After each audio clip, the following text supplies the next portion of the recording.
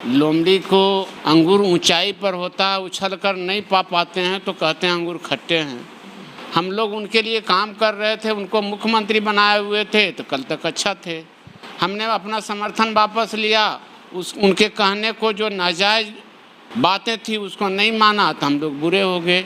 ये तो राजनीति का प्रचलन है, नीतीश जी का प्रचलन है। बगैर तथ्य का कुछ बोला जाता है तो उसका कोई वजूद नहीं होता, कोई मायने नहीं होता है। महागठबंधन लठबंधन है और ये लाठी चलाने वाले लोग हैं।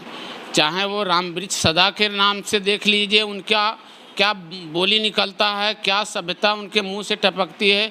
चाहे रत्नेश जी हैं, कई बार मांझी जी का बयान आया, उन्होंने राम को काल्पनिक कहा, लेकिन जिनके साथ आप लोग गए बीजेपी, वो जय श्री राम का नारा लगाती है, तो क्या राम को काल्पनिक बताने वाले पार्टी अब जय श्री राम की नारा लगाएगी चुनावी फायदे के लिए?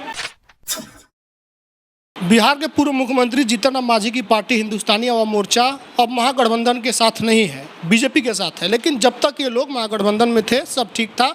अलग होते ही जो SC/ST प्रकोष्ठ के मंत्री हैं, उन्होंने इन लोगों के खिलाफ जांच के लिए लिख दिया है कि इन लोगों ने जो भी काम किया उसकी जांच होगी। खास करके संतोष कुमार सुमन जो कि हिंदुस्तानी अवाम मोर्चा के राष्ट्रीय अध्यक्ष हैं, उन पर वो काफ़ी तल्ख दिख रहे हैं। उनका मानना है कि इन्होंने खूब भ्रष्टाचार किया है, कोई काम नहीं किया है। और उन्होंने यहाँ तक कह दिया था कि ये लोग दलित के नाम पर सिर्फ परिवार चला रहे हैं और खुद का स्वार्थ देख रहे हैं। मेरे साथ इस पर बात करने के लिए हिंदुस्तानी अवाम मोर्चा के विधायक हैं प्रफुल्ल मांझी जी। अब तो आप लोग बुरे हो गए, आप लोगों की जाँच होगी। देखिए, अलग अलग मसला होता है। राजनीति में रत्नेश सदा जी को अपना TPR बढ़ाना है, वो कुछ भी बोल सकते हैं। बगैर तथ्य का कुछ बोला जाता है तो उसका कोई वजूद नहीं होता, कोई मायने नहीं होता है। इसलिए रत्नेश जी जांच करा लें, कोई दिक्कत नहीं है। तो कल तक तो आप लोग ठीक थे जब साथ थे, अब अलग होते ही जांच हो रही है। देखिए, जब लोमड़ी को अंगूर ऊंचाई पर होता है, उछल कर नहीं पा पाते हैं तो कहते हैं अंगूर खट्टे हैं।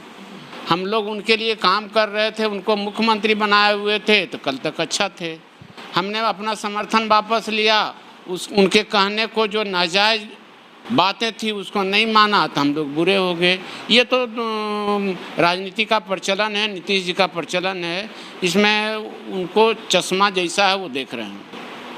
और कई लोग हैं, एक और नाम है रामवृक्ष सदा जो राजद के विधायक है, वो भी लगातार आप लोगों पर हमला बोल रहे हैं। बोले कि इन लोगों के साथ कोई मुसहर समाज, कोई मांझी समाज नहीं है, इन लोगों के पास किसी ने आंसू तक पूछने नहीं गया, तो अब आप लोगों का कुछ होने वाला नहीं है। मांझी जी का पार्टी से अलग हुआ, क्या मुसहर आया कानने रोने के लिए, देखने के लिए? देखिए, जिनका लहजा ही गड़बड़ है उनका क्या उत्तर दिया जा सकता है। जिनको जो गार्जियन तुल्य व्यक्ति को राजनीति में सभ्य नहीं हो सकते हैं, उस व्यक्ति का कोई वजूद नहीं है। जहाँ तक है कि मांझी समुदाय की बात है तो वो तो तय है कि हम लोग दिखा देंगे और वो दिखा दें कि उनका क्या वजूद है इस समाज के बीच। जो अनगढ़ प्रलाप करते हैं हम लोग उनको तवज्जो नहीं देते हैं, उनका बातों को कोई तरजीह नहीं देते हैं। अब आप लोग बीजेपी के साथ चले गए हैं, क्या प्रभाव पड़ेगा महागठबंधन पर आप लोग हटने के बाद से, और क्या कुछ करने? महागठबंधन तो हम लोग दिखा देंगे ना। महागठबंधन लठबंधन है और ये लाठी चलाने वाले लोग हैं। चाहे वो रामवृक्ष सदा के नाम से देख लीजिए, उनका क्या बोली निकलता है, क्या सभ्यता उनके मुंह से टपकती है। चाहे रत्नेश जी हैं, रत्नेश जी को भी बोलने का जो व्यक्ति मीडिया की बातों को समझ नहीं सकता है, वो जनता की बात को क्या समझेंगे। जब मीडिया उनसे सवाल करते हैं तो कहते हैं कि कैमरा ऑफ करो। अब मीडिया जनता के बीच आपके कामों को, आपके मेरिट को सरकार और जनता के बीच की कड़ी है, उस बात को उन तक पहुंचाता है मीडिया के लोग, और उनको उनकी बात को ये समझ नहीं पाते हैं, उनका उत्तर नहीं दे पाते हैं और कहते हैं कि कैमरा ऑफ करो। तो इसी से समझा जा सकता है वो कितने परिपक्व हैं। यह तो कहा जा सकता है कि ये राजनीति में 3 बार भले विधायक बन के आ गए हैं, लेकिन ये अपरिपक्व हैं, बिहार की राजनीति करने लायक नहीं हैं, समाज की राजनीति करने के लिए में सक्षम नहीं हैं, इसलिए हम लोग उनकी बातों को कोई तवज्जो नहीं देते। अब तो उनको मंत्री बना दिया है, क्या लग रहा है कि विकास कर पाएंगे SC/ST समाज? जैसे अब जो व्यक्ति मीडिया की बातों को समझ नहीं पाता हो, कितना विकास करेगा ये तो उनसे पूछना होगा। अच्छा, एक और मामला चल रहा है, तेजस्वी यादव पर चार्जशीट दाखिल कर दिया गया है। आपकी जो साथी पार्टी है BJP इस्तीफे की मांग कर रही है, आप लोग क्या कहिएगा इस पर, जिस तरह से नहीं, चार्जशीट? वो तो बात सही है कि जिस व्यक्ति पर अगर कोई एक्ट में चार्जशीट लागू हो जाता है तो उनको स्वतः से हट जाना चाहिए। हमारे जीतन राम मांझी पर भी 2005 में एक शिक्षा घोटाला का चार्जशीट आया था, नीतीश कुमार ने ही उनसे इस्तीफा ले लिया था। अब तो नीतीश कुमार पर निर्भर है कि अगर तेजस्वी यादव पर चार्जशीट लागू हुआ है तो उनका इस्तीफा लेते हैं या नहीं लेते हैं, ये नीतीश कुमार जाने। क्या लग रहा है, नीतीश कुमार मजबूर हो गए हैं राजद के सामने, तेजस्वी के सामने? अब देखिए, अब तो 2-4 दिन में पता चल जाएगी सत्र के बाद। इसको बोलने से फ़ायदा है, हम लोग इंतज़ार करें और समय की नज़ाकत को समझें, फिर बात करें। लेकिन राजद का कहना है कि जो चार्जशीट दाखिल किया गया देर ही की गई, जानबूझ करके तेजस्वी का नाम डाला गया, ये सत्य है? अब तो ये शोध का विषय है, जांच का विषय है। जांच में जो बात आएगी, कोर्ट का मामला है, कोर्ट में बहुत कौन इंटरफेयर कर सकते हैं, इसलिए स्वतः पहले उनको हटना चाहिए, उसके बाद बातें करनी चाहिए। एक और मामला चल रहा है, शिक्षा मंत्री और के पाठक के बीच में खूब विवाद चल रहा है।